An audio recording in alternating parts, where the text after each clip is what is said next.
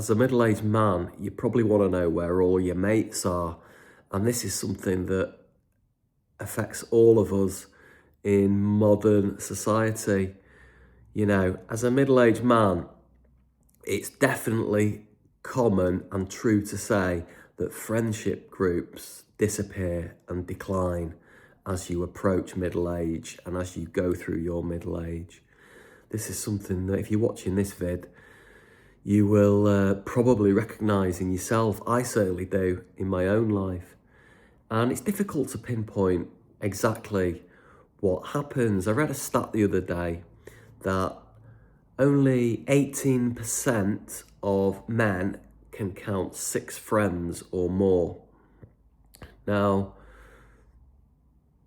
that does not seem unusual to me. I think that most of us, if you're lucky, you've got one close friend in today's society. And the definition of friendships has definitely changed since the advent, I think, of social media. I think WhatsApp groups have kind of replaced going for a beer in the pub with the lads.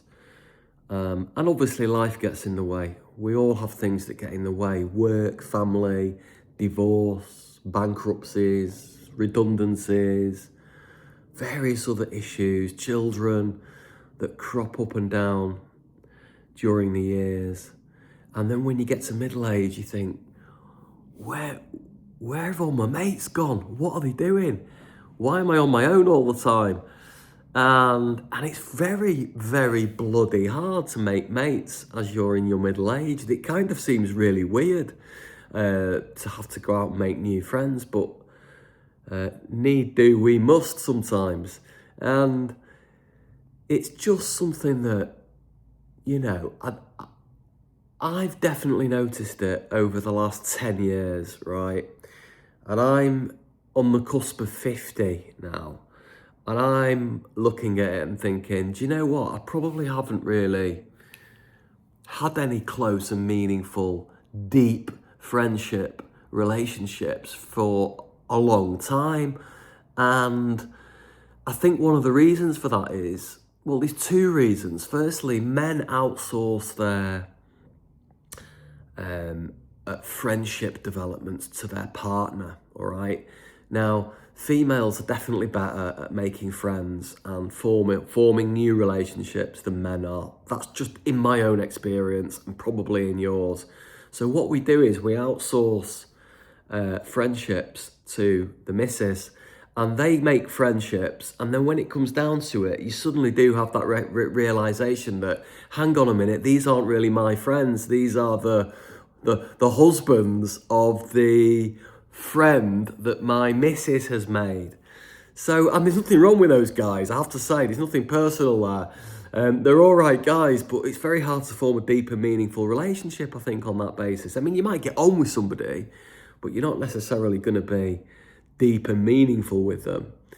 And also, real friendship groups have usually got a WhatsApp group, and that feels like a de facto having a pint with the lads, having a chat on WhatsApp. And over time, you've got to bear in mind WhatsApp's relatively new, but what I'm experiencing is over time, it becomes like a digital avatar relationship, and you lose sight of the humanity of people, and they lose sight of your humanity and your human issues if you're just text on a WhatsApp group and a little icon of yourself, a photo that you've not updated for 20 years. That's one of the problems with digital friendships. So it doesn't surprise me to read that a lot of middle-aged guys have got no friends. This is normal. I want you to know that if you're watching this, it's very normal. A lot of people like spending time on their own. I do, you know. I like my books, my music, watching my YouTube videos, stuff like that. And it goes back, I think, to another point that I made the other day, which is pubs are closing down.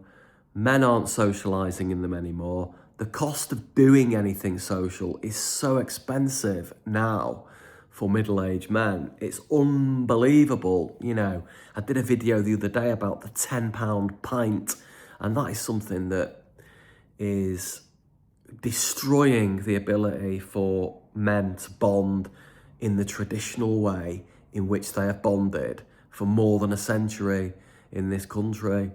The decline of pubs is an issue, but then again, people might say, well, a lot of middle-aged guys have segued from pubs and bars to gyms and stuff like that, and lonely pursuits on social media. So I think everybody's in the gym. Nobody's got any time to talk to anybody in the gym. You're there to get in and out. That's the whole point. The whole point is you're exercising, you're not socialising. So I don't see deep friendships being made in gym settings and that kind of setting, really. So what to do?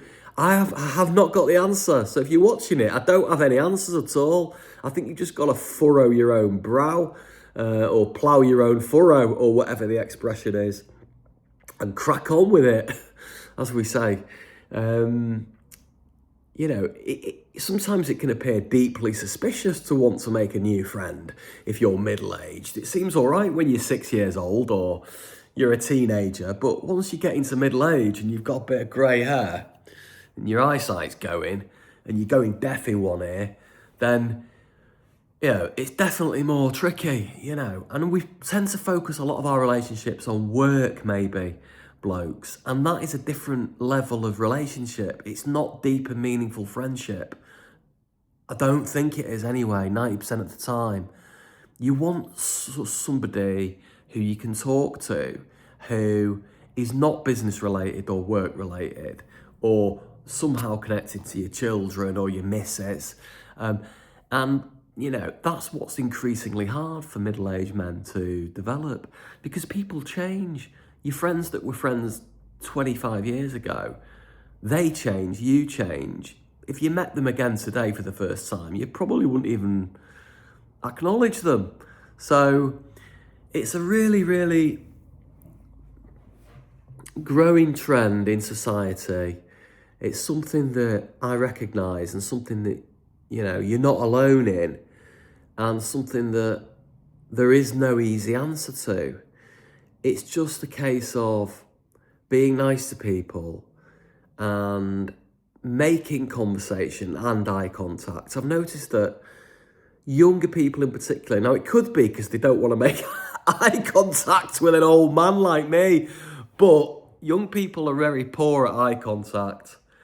I've noticed they are very reticent at talking to strangers. I think that's from an indoctrination from perhaps our middle-aged generation. Don't talk to strangers and stuff like that, and the anti-socialisation of them, ironically being the social media generation. They're actually more antisocial than us. So I think making eye contact and smiling and having a crack with strangers is, a starting point. But you're not going to go up to somebody, are you, and say, would you like to be my friend? It's like it's the opposite to, it'll have the opposite effect to what you want it to do, won't it? If you go up to somebody demanding that they become your new friend, it's very weird and not something that is going to go down too well wherever you are. So friendships, how are they formed? Hobbies, things like this. Some blokes, some guys I know who work at home all week. They're divorced or whatever. They've got grown-up children. They live at home, and they work at home. And they don't speak to anybody except a work colleague all week. And even then, they might not do that. Some kind of software developer or IT guy or somebody like this who works at home on a computer. His day is taken up solving strangers' problems. And the only fun he gets is going to the supermarket and having a brief conversation with the person behind the checkout.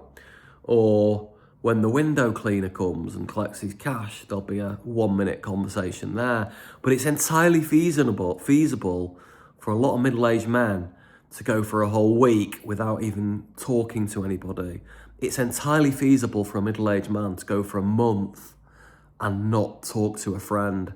That's absolutely feasible. I'm sure there are some guys out there that have gone a year and not spoken to a friend. And I'm not making light of that. I'm sure that's an issue. If you think about it, when was the last time you had a deep and meaningful conversation with a friend? Now, men aren't good at talking. We all know this. But I'm pretty certain me saying that is just enforcing a cliche, which is a self-fulfilling prophecy, which means the more men are told we're rubbish at talking, the less we're going to talk. We're just going to fall into that archetype. So me having this camera talking to you is a way of getting this whole issue off my chest a little bit. Anyway, keep fighting the good fight. Stick up for middle-aged men. And I'll speak to you soon.